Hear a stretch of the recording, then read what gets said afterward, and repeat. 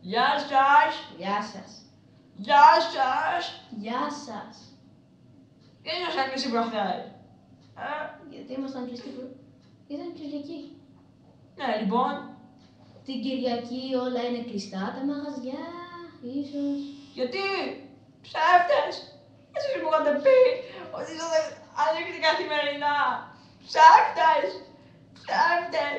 Καθημερινά εννοούσαμε Δευτέρα μέχρι Παρασκευή, όχι το Σαββατοκύριακο. Έχει κηρυχθεί από το 1900 κάτι επίσημη αργία.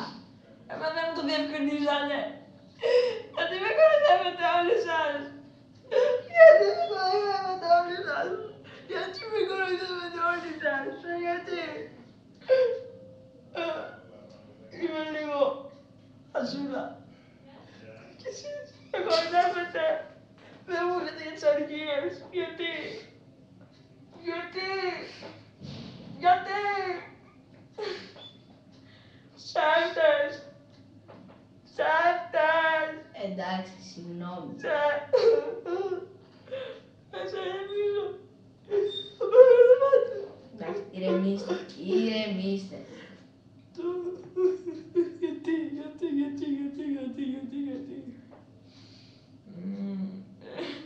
Ηρεμώ σιγά σιγά.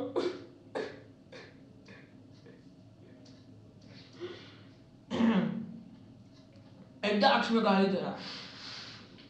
Ωραία. Και αν γυρίσουμε στο θέμα μας. Πότε να περάσω ξανά?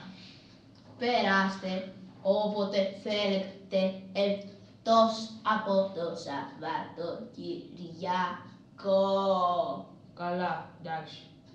Αλλά εγώ ακόμα θέλω να αγοράσω μπάντζο. Πού θα πάω μπάντζο? Στην πλατεία Αμερικής. Α, πόσο κάνει το μπάντζο? 400 γεν ή αλλιώς $20 ή αλλιώς 200 ευρώ. Μα τα δολάρια έχουν πιο μικρή αξία από τα ευρώ. Πώς γίνεται να είναι $20 και 200 ευρώ? You think it's so.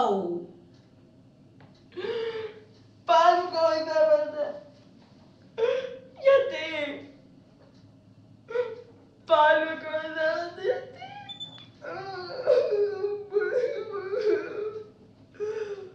Εντάξει, ηρεμήστε, συγγνώμη. Τσατσοκλίνιο. Αντίο. Μην το κλείσετε, σας παρακαλώ. Δεν έχω... Αντίο. Θα σας πάρει αύριο ο αδελφός να σας βρίζει. Αντίο. Αντίο.